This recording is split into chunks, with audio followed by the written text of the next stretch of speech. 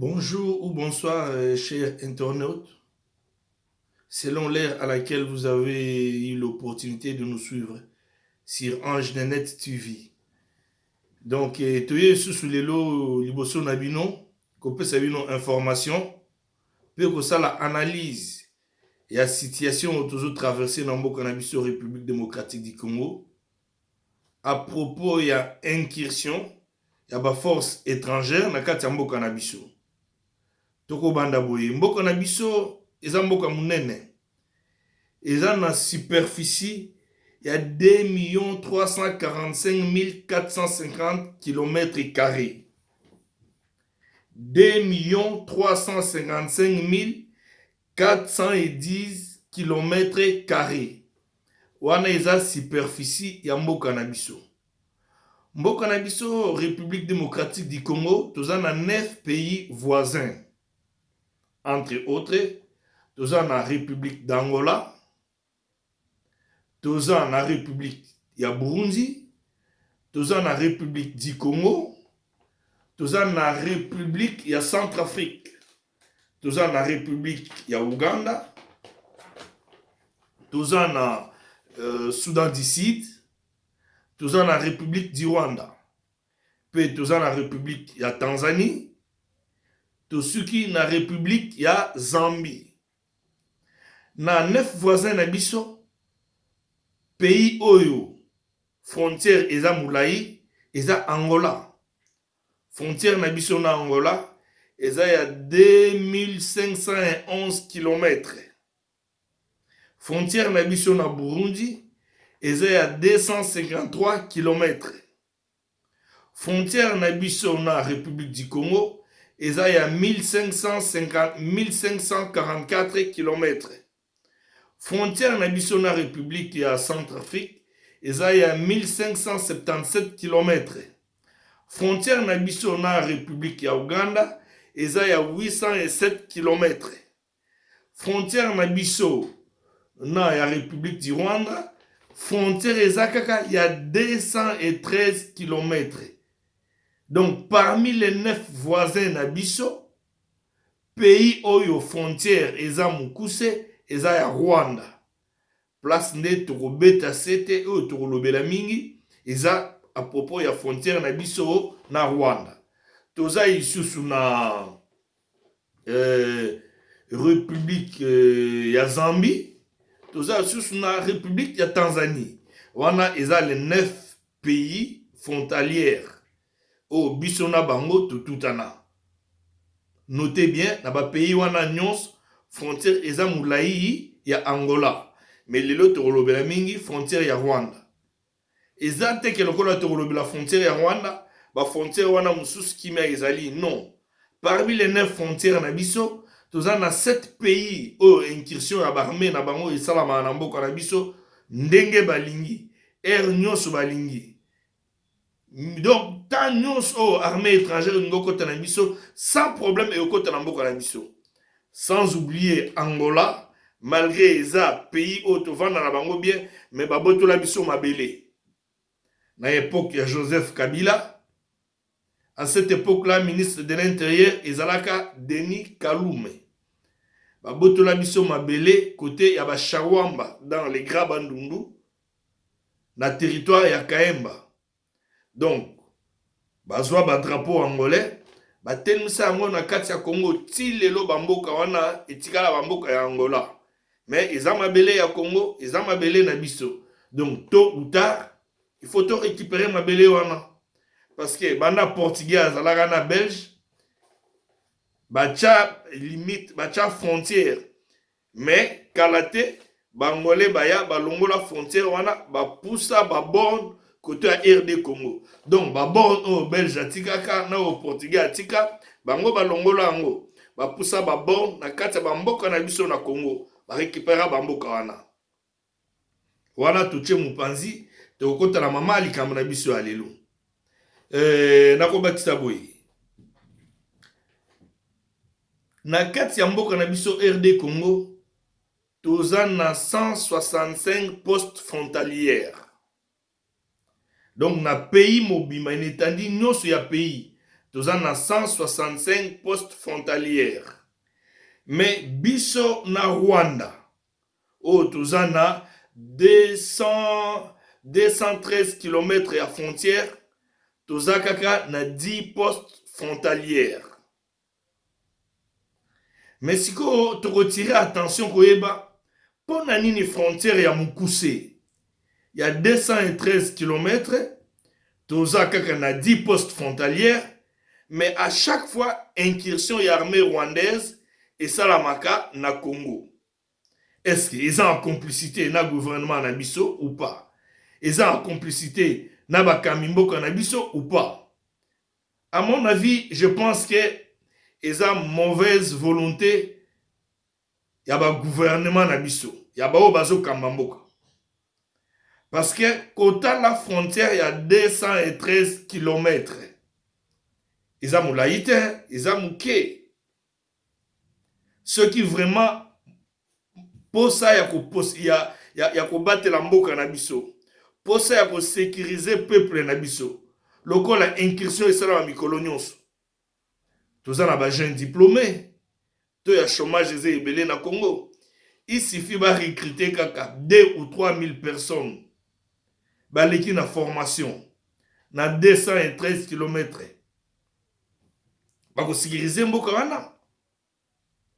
Bako sécuriser biso très bien. Mais pour nini basala ngote.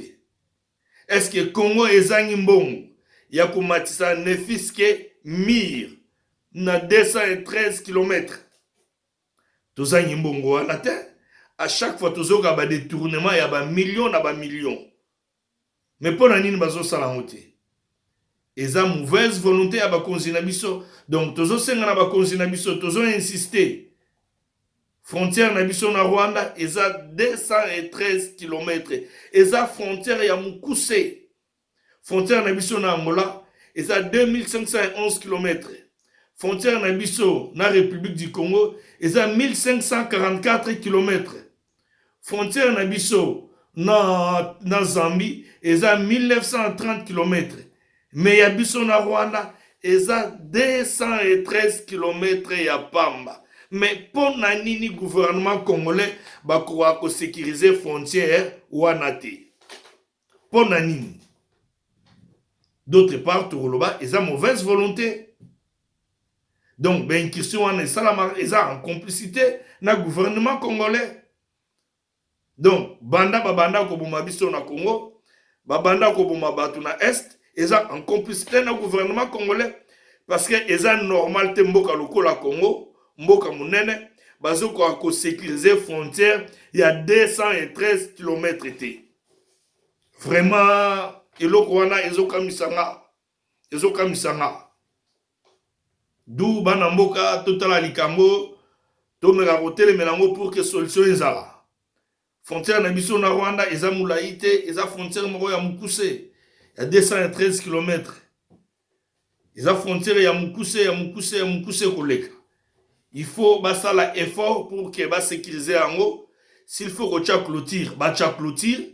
S'il faut que ba nombre ya garde frontalière, ba recruter, ba jeunes diplômés baza ebele na mboka bazo chômer.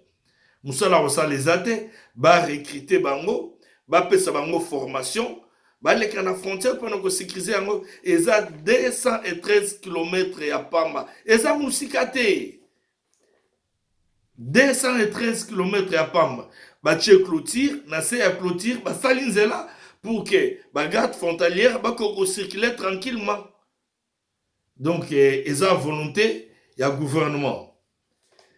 To Kobakisaboe, Namboka na biso Congo, selon HCR, tozan na 475 000 réfugiés. Selon HCR, nous avons 475 000 réfugiés. Parmi les 475 000 réfugiés, 200 000 réfugiés sont des réfugiés rwandais. Dans le monde bisika tozali, ceux qui ont réfugiés et que présence na eux ont menacé mboka wana, bako expulser dans le pays d'origine. Mais pourquoi pas ba Rwandais ou baza ba réfugiés na Congo? gouvernement na biso aza capable te na koexpulse bango na pays d'origine na bango. Et tokosenga na gouvernement na biso liste ya baréfugié rwandais wana bayebana pour que ceux qui matata ezosalama bameka mwa moke koexpulse bango na pays d'origine na bango, parce que tokotika mboka na biso te na désordre mikolo nyonso bato bazokufa bato bazokufa bato bazokufa. Donc wana vraiment tokotika yango te. Même lelo evandi boye tôt ou tard répercussion ekozala, parce que eza mabele na biso, eza mabele ya bakoko na biso, tokotika yango boye te. Tokobakisa susu eloko mosusu. Prix Nobel de la paix na biso Dr Denis Mukwege a lancé cri d'alarme. Azo subir ba menace de mort tout le temps, azo subir ba menace de mort. Et ba Rwandais ba lancé pétition pour que ba longole titre ya prix Nobel de la paix. Donc démarche ba Rwandais bazo sala mikolo eza yango wana. Ba lancé pétition pour que ba longole prix Nobel de la paix. Mais n'a pas, il y a Dr Mukwege avant ni Pekimiate, il a lancé pétition, ils en a Facebook. Donc, tozo senga, na bino nyonso bandeko na biso ba Congolais, to soutenir Denis Mukwege. To soutenir en signant pétition wana. Pour que pétition ba Rwandais ba lancer, et ça na effet mon côté. Donc, to soutenir vraiment. Aza muto digne, mwana ya mboka, oazo bunda pona mboka, ozo sala musala pona intérêt ya mboka. To tika ye bongo te to signer pétition wana. To signer yango pour que pétition ya ba Rwandais ezala na effet. Donc to zana mingi ya koloba na site na biso. Bao ba s'abonner na muté, bo s'abonner na Ange de Net TV. Toza permanent pour na ko répondre na ba question na bino. Même par commentaire, même par téléphone. Numéro d'habitude à téléphone est à 06 68 66 50 46.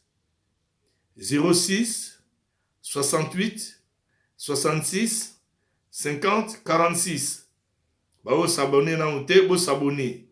Donc, mboka na biso yezo kende bien te, tous à la vigilant, tous à la souple. Peuple congolais, Lamuka. Peuple congolais, Lamuka. Totika jamais ata 1 mètre à mabele na biso et qui n'est pas une sous. Oyo bangolais bazoa, toko récupérer ango. Tôt ou tard. Totika vide na mungunyate, totika vide na barwandete, totelema. Frontière, nazo insister na point wana. Frontière, ya biso na Rwanda, eza 213 km à Pamba. Na 213 km wana, toza na 10 postes frontalières. Donc, on suppose, celui qui 213 divisé par 10, et après chaque 20 km, ils ont un poste frontalière. Après 20 km, ils ont un poste frontalière. Et toujours, c'est un gouvernement dans l'État a recruté des jeunes diplômés, base de formation, au lieu que tous les 20 km poste frontalière, poste est à la serré, garde frontalière.